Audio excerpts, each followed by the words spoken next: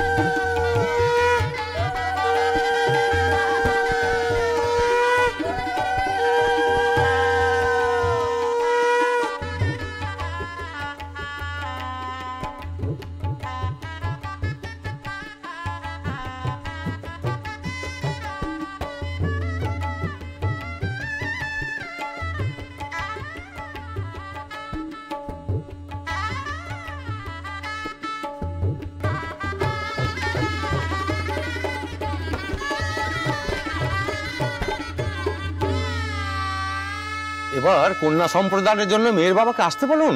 ঠাকুর মশাই, ওনারা কেউ আসতে পারবেন না, তাই কন্যা সম্প্রদান সৌমিনী করবে।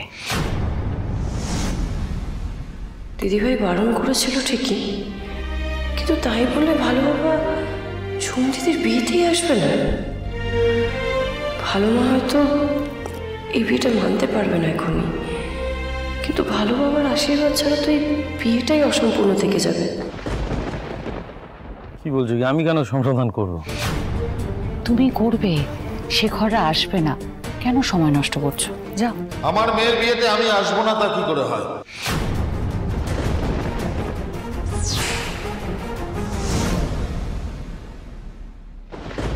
ভালো বাবা,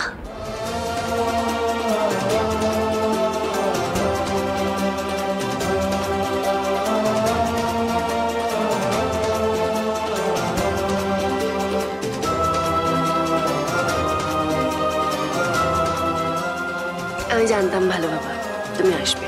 যাও সম্প্রদান করো, যাও।